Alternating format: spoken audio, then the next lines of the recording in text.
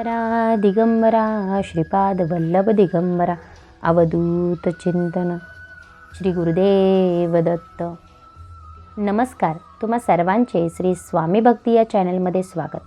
सर्वांना श्री स्वामी समर्थ. इंग्रजी वर्षानुसार आता नवीन वर्ष सुरू झालं आहे 2024. या 2024मध्ये आपल्या सर्वांना किंवा जे कोणी हे व्हिडिओ ऐकत आहेत त्यांना जर करायची इच्छा असेल तर स्वामी महाराजांची नित्यसेवा तुम्ही करून पहा. या नित्यसेवा म्हणजे काय, नित्यसेवेमध्ये कोणत्या सेवा करायच्या आहेत, नित्यसेवा केल्याने आपल्यासोबत काय घडते आणि नित्यसेवा का करावी याविषयीची संपूर्ण माहिती आजच्या व्हिडिओच्या माध्यमातून सांगणार आहे. आपण जर माझ्या चॅनेलवर नवीन असाल, व्हिडिओ पहिल्यांदाच पाहत असाल तर नक्की माझ्या चॅनेलला पहिल्यांदा सबस्क्राईब करा आणि जवळील बेल आयकॉन नक्की प्रेस करा. म्हणजे आपल्या चॅनेलवर जेव्हा नवीन व्हिडिओ अपलोड होतील तेव्हा त्याचे नोटिफिकेशन तुमच्यापर्यंत येत राहील. व्हिडिओ स्किप न करता अगदी शेवटपर्यंत नक्की पहा. नवीन वर्षाला सुरुवात झाली आहे. आपण प्रत्येकजण नवीन वर्षाच्या सुरुवातीला बरेच संकल्प करतो. काही जण आपल्या ज्या काही वाईट सवयी आहेत त्या सोडण्यासाठी संकल्प करतो. काही जण आपल्या तब्येतीसाठी, आरोग्यासाठी संकल्प करत असतो. काही जण अजून काही त्यांना सेवा करायची असते त्याचा संकल्प करतात. त्याच पद्धतीने आपल्याला या नवीन वर्षामध्ये स्वामी महाराजांची नित्यसेवा आपल्याकडून कायमस्वरूपी घडावी असा एक संकल्प करायचा आहे. आता बऱ्याच जणांना माहिती नाही नित्यसेवा काय आहे, बऱ्याच जणांना माहिती आहे नित्यसेवा काय आहे. पण नित्यसेवा आपण का करतो? नित्यसेवा म्हणजे काय? तर नित्यसेवा म्हणजे आपण रोज करणारी जी सेवा आहे त्याला नित्यसेवा म्हणत असतो. तर या श्री स्वामीचरित्र सारामृतमधील आपल्याला नित्यसेवेमध्ये 3 अध्याय वाचायचे आहेत आणि रोज 11 माळी श्री स्वामी समर्थ या मंत्राचा जप करायचा आहे. याला म्हणतात नित्यसेवा. जेव्हा आपण 11 माळी मंत्र जप करतो आणि श्री स्वामीचरित्र सारामृतमधील 3 अध्याय वाचतो, ही झाली आपली रोजची नित्यसेवा. आता नित्यसेवा करत असताना आपल्याला संसार सांभाळून या गोष्टी करायच्या आहेत. जॉब आहे, काम आहे, मुलं लहान आहेत, सर्व गोष्टी सांभाळून आपल्याला या गोष्टी करायच्या असतात. नित्यसेवा जेव्हा तुम्ही पहिल्यांदा कराल तेव्हा तुम्हाला वेळ लागेल, पण जेव्हा तुम्ही या गोष्टीची तुम्हाला सवय होईल तेव्हा या गोष्टी आपल्याला करायला जास्तीचा वेळ लागणार नाही. आता नित्यसेवा करत असताना 11च माळी जप का? बऱ्याच जणांना प्रश्न पडतात की आपण या सेवा करत असतो, या सेवा आपण का करतो या देखील आपल्याला माहिती असणं खूप गरजेचं आहे. आता नित्यसेवा करत असताना 11च माळी का हा प्रश्न सर्वांचा आहे. तर 11 माळी जप करताना लक्षात घ्या, आपण जेव्हा सेवा करतो तेव्हा स्वामींची सेवा करत असताना 11 माळी जप सांगितलेला आहे. यामध्ये आपल्याला 11 माळी सांगितलेल्या आहेत. या का सांगितलेल्या आहेत याचं कारण देखील ऐका. प्रत्येक माळीला तितकं महत्त्व आहे. प्रत्येक माळ ही तितकीच महत्त्वाची आहे. जी आपण 11 माळी जप करतो यामध्ये पहिली माळ ही आपल्या गुरूंसाठी आहे. स्वामी महाराज हे ज्यांचे गुरु आहेत त्यांच्यासाठी आणि ज्यांनी दुसरे गुरु केले असतील त्या गुरूंसाठी प्रत्येकाने आपली पहिली माळ जप करायची आहे. दुसरी माळ ही आपल्या आईसाठी, तिसरी माळ आपल्या पित्यासाठी म्हणजेच वडिलांसाठी, चौथी माळ ही आपल्या पितरांसाठी, घरातील ज्या काही मृत व्यक्ती आहेत त्यांच्यासाठी ही चौथी माळ असते. त्यांच्या आत्म्यास शांती लाभण्यासाठी, त्यांना सद्गती लाभण्यासाठी आपण चौथी माळ जप करतो.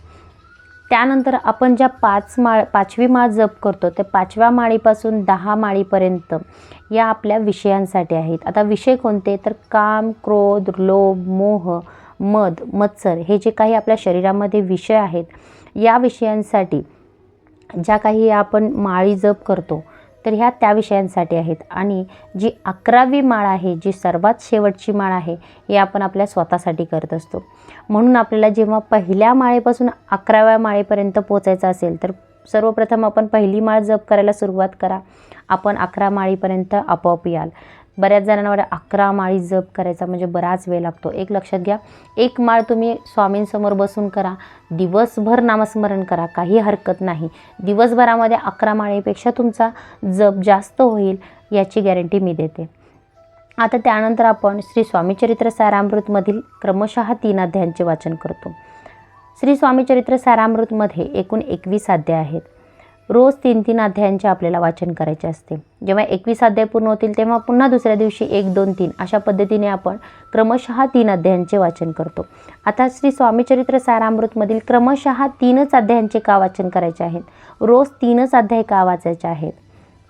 तर यातील पहिला अध्याय आहे हा आपलं पूर्व कुकर्म नष्ट करण्यासाठी आपण हा पहिल्या अध्यायाचे वाचन करतो.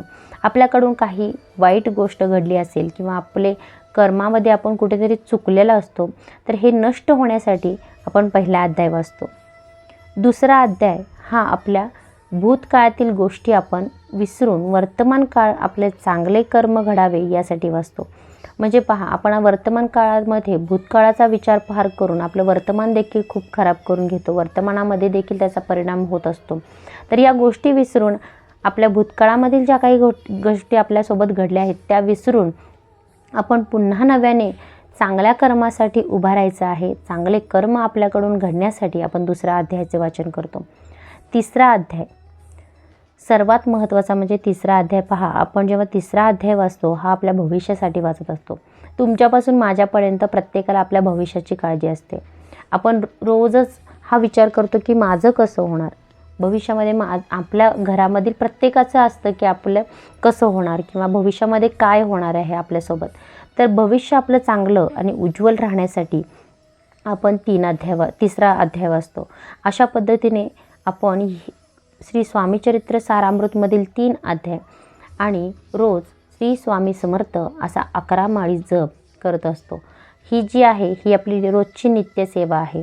नित्यसेवेमध्ये पुन्हा एकदा सांगते, लक्षात घ्या, नित्यसेवेमध्ये श्री स्वामी समर्थ हा 11 माळी जप करायचा आहे आणि श्री स्वामी चरित्र सारामृतमधील 3 अध्याय वाचायचा आहे.